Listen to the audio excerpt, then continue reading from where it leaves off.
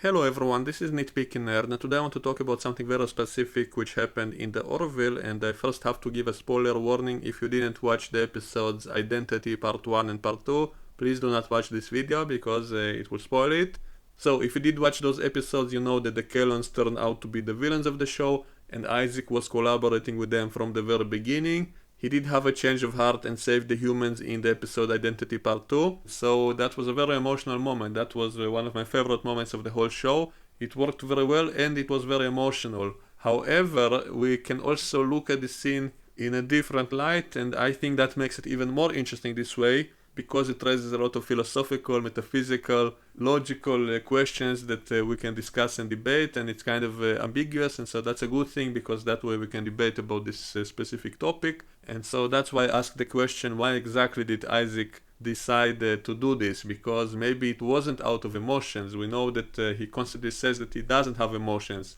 And even after he saves Ty, we don't really see any real signs of emotions by him. We do see him kind of hug him and telling him that he will not let anyone harm him, but that does not prove emotions. Maybe he simply said that to calm down the kid, and it doesn't really indicate that he has emotions. And later when Ty tells him that they love him, Isaac only looks at him and doesn't respond. And so I think we can make the theory that Isaac really doesn't have any kind of real emotions toward him, and that his actions were purely logical, that he simply decided to follow this course of action out of pure logic, his pure self-programming, you could say. So it doesn't have to be an emotional decision, and that makes it even more interesting in some ways. Maybe it would make that scene less emotional. And I made reviews about that episode, and I said I even shed a few tears in that moment, and part of it was because I thought, oh, so Isaac does have emotions, because up until this point he was behaving as if he doesn't care about anything. He's purely a machine, purely an unfeeling robot, only following his programming and following the orders of his superior Kalons, and so anything he did before could have simply been part of the experiment, simply as a way to gather information on the humans, which was his mission. And so maybe his decision to rebel against his robotic masters was not really an emotional decision. Maybe it was based purely on logical thinking. So I will try to explain it. First of all, I want to give a comparison with a scene that happened in Star Trek TNG. In the episode The Most Toys, in which Data was kidnapped by a guy called Fajo, who was some kind of rich thief who wanted to have Data in his collection of valuable, unique items, and he wanted to force Data to do whatever he says, and so he basically threatened to kill his own people to force Data to do what he wants. And because Data is programmed to respect the value of life of any intelligent species, then that kind of forced him to comply. And so for a while he actually complied with Fajo, but then in the end of the episode he had the opportunity, he got his hands on his gun and then pointed it at Fajo, and then Fajo told him that he doesn't believe Data would be able to fire because he's programmed to have a basic respect for all life forms, and so he didn't think Data would do that. But then Data kind of analyzed the whole situation. He thought about the entire scenario of him basically being forced to be a slave for this guy because this guy is killing his own people in torturous ways, being very cruel and sadistic and nasty and all of that. And then he apparently made the logical decision to kill Fajo, and it was not really an emotional decision, even though Fajo later thought that it was emotional. He even kind of taunted him in the end to try to shoot him. He said, if only you could feel anger at the death of that woman, if only you wanted revenge, if you had that emotion, maybe then you would be able to fire, but you're just an android, you don't have feelings, you only think about all of this as kind of an interesting mathematical formula. I don't remember the exact line, but something like that. And we really didn't see any kind of emotion. We didn't see him get angry because that woman died, because of Fajo. And so he really didn't do that out of revenge and anger. So why did he do that? Why did he try to shoot him? By the way, he got beamed out in the last moment, so that guy didn't end up dying. But the transporter chief, O'Brien, said that Data did indeed fire the weapon. He simply was saved in the last moment without having to kill that guy. I think maybe it actually would have been more interesting to see that kill that guy and then face trial over those actions and try to explain himself. Maybe that would have been even more interesting, but that was a very family-friendly show, so maybe they didn't want to ruin the character of Data by showing him kill someone, some unarmed guy. So I guess that's why they didn't want to do that, but he did intend to kill him. We did see that he did indeed intend to shoot him, and it wasn't out of anger, it wasn't out of emotions. And even later when he met Fajo in the brig, Fazio kind of smiled at him, thinking that Data basically fooled him, that he did have emotions, that he does behave like a normal person. And yet Data says to him very calmly, "No, sir, I'm just an android. I don't have emotions. I didn't come here to brag." And so we see that Data really doesn't have any kind of feelings, even though, some fans might say that Brent Spiner is such a genius that he very subtly did display emotions, that he plays it with a blank face. But if you look closely, you kind of see maybe a tiny smile. So maybe he does have some degree of emotion somewhere, and so that's one of the reasons that Data is such an interesting character, because we can debate his actions and his feelings, how much he really felt about all of this. That episode specifically was left very ambiguous, so we don't really know his full motivations, because we can debate about it. Maybe we can even tie that to that scene in which he was looking at the Mona Lisa, and he kind of made like that small smile of the Mona Lisa. So that was very similar to the kind of expression he had in the very end when he was talking with Fazio, and you could see that that is kind of satisfied, but not really showing that.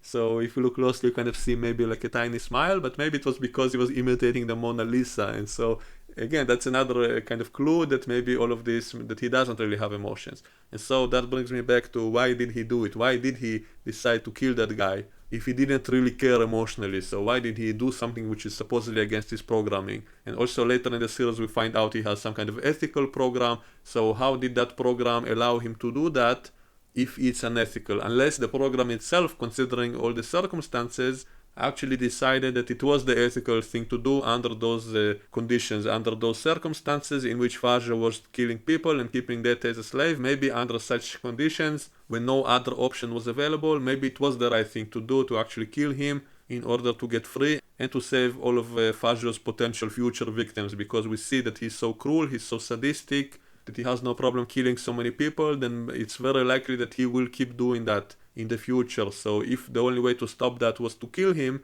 then under those circumstances, maybe that was the moral thing to do. And of course the show itself never said that to us, but we can kind of guess that maybe that's the intent of it. And so similarly to that scene, I think we can explain Isaac's decision in a similar kind of way. So it's possible that he simply analyzed the whole situation logically and decided that maybe in the big picture of the entire galaxy, maybe he's doing something which is for the benefit of the most of all the sentient life forms, not looking just at his people's selfish needs. It's possible that he looked at the whole situation in the whole galaxy objectively, and maybe he decided that it would not be the right thing to exterminate all the biological life forms only for the selfish needs of his people. And so maybe that's why he decided to finally turn against them after analyzing the full situation. So it's possible he made that decision not because he wanted to save the kids specifically. Maybe he didn't feel any kind of emotions toward that. Maybe it's something he was planning all along. Maybe when he was on the bridge, he was already programming the computer to send that EM pulse. And when they called him to the ready room, maybe they simply delayed him. And so maybe it's something he was planning to do anyway. Or maybe he didn't make the final decision yet, but when he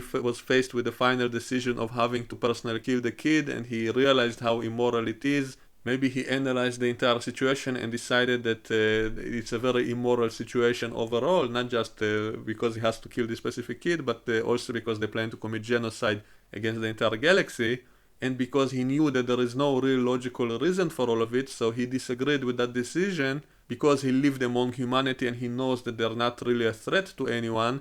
And maybe he realizes that they are actually a force for good, for the benefit of the entire galaxy, maybe even including the Kelons, because he did participate in the adventures of the Orville. He did witness the Orville saving all kinds of planets.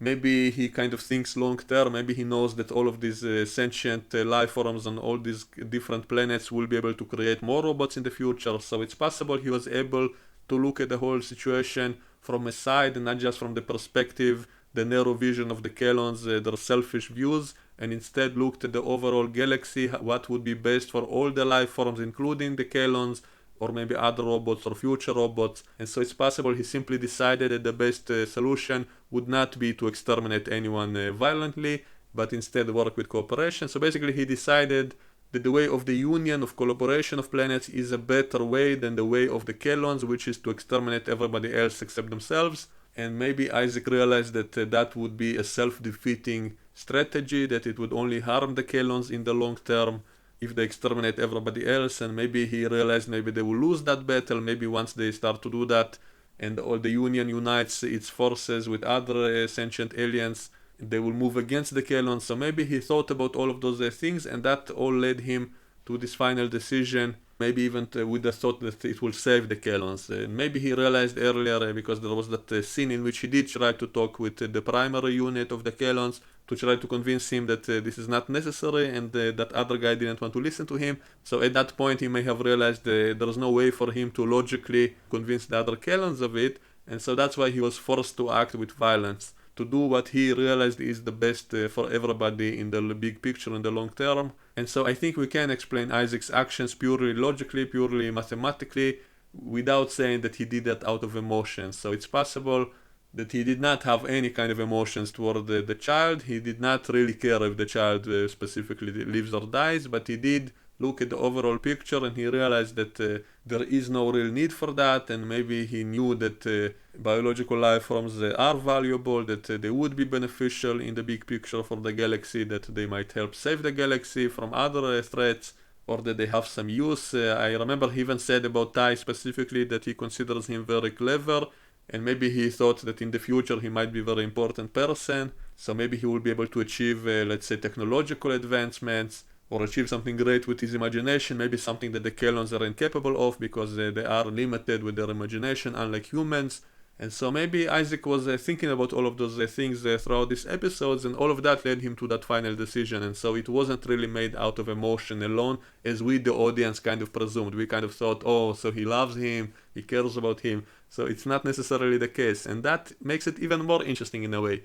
And also it can kind of make us more optimistic also, because if we know that this was not done by some instinct, some random emotion, but instead someone who actually thought about all of it logically and decided that this is the best way to go purely logically, that's the best thing for everybody, then in a way it's even better that way. Also it would make us more optimistic, thinking that if that is indeed a more logical approach, then maybe it is possible to convince all the other Kelons of this as well. Even if they don't have any emotions, we could still convince them, and maybe other robot species that exist elsewhere or in the future, we would be able to convince even robots of how to conduct things in the galaxy. Even if they don't have emotions, they would still be doing the right thing. And so in a way it's even more optimistic that way. So if you are able to convince an unemotional robot to save a human life, then that means that human life really is valuable, even objectively, even if you look at it without emotions.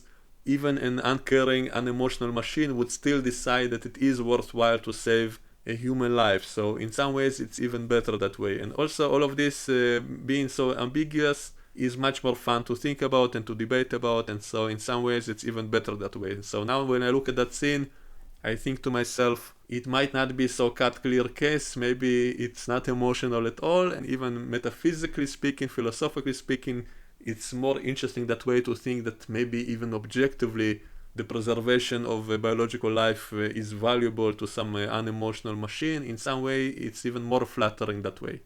So that's my opinion on all of this. Let me know what you think in the comments below and we can discuss it, and I will see you all next time. Bye bye.